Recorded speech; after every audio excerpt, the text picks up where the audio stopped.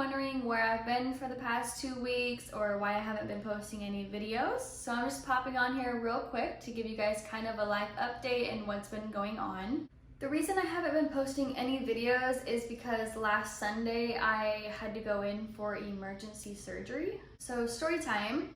Basically on June 30th, I started my period. There was a chance that I could have been pregnant, but since I did start my period, I was like, okay, I'm not pregnant.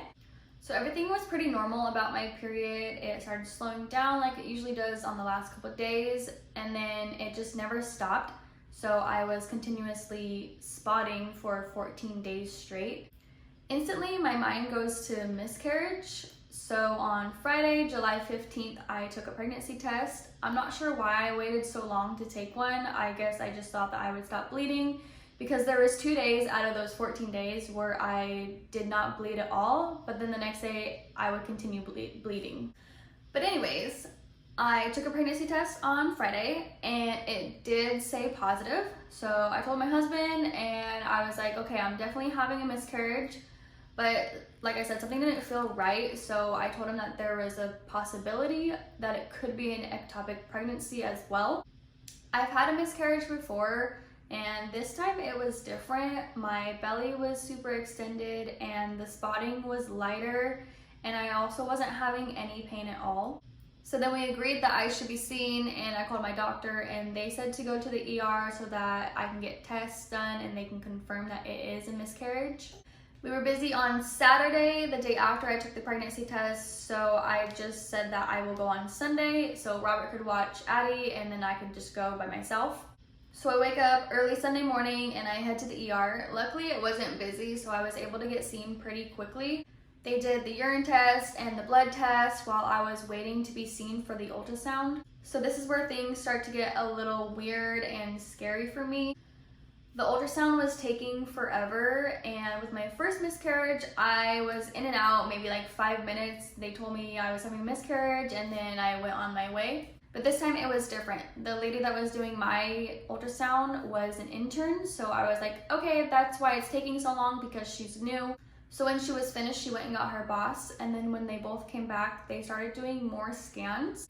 I kept hearing them say that they didn't know what something was, so when I asked if something was wrong, they told me no. So then after they were done, I went into the bathroom and I got dressed, and when I came back out, they asked me if I had brought anyone with me, and when I said no, should I have?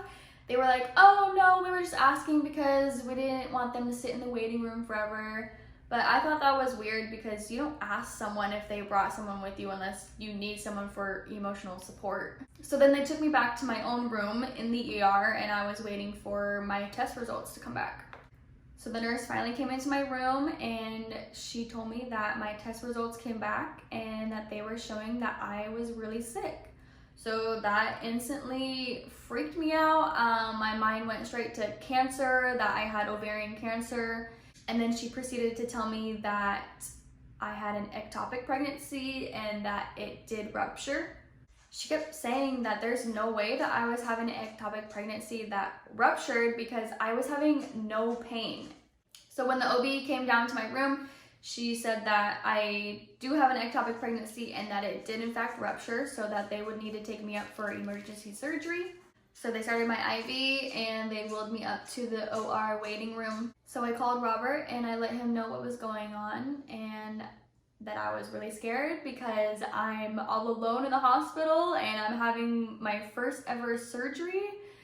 Luckily, he was able to get a hold of one of his nieces to come help him with Addie and drive him to the hospital because my car was at the hospital and we needed a way to get it back home. So the surgery went really good.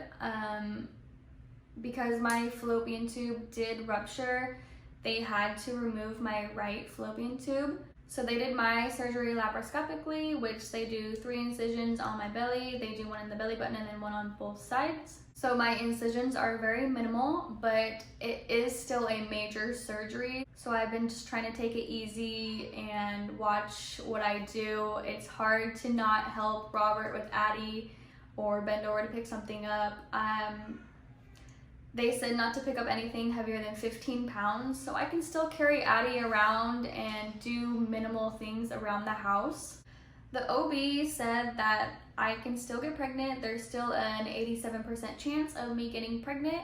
So that's what I've been up to for the past week and a half, is just relaxing and recovering. Luckily, Robert was able to take that whole first week off to help me with Addie. I am so grateful for him, and he has been amazing in helping me and helping Addie and just being there for both of us.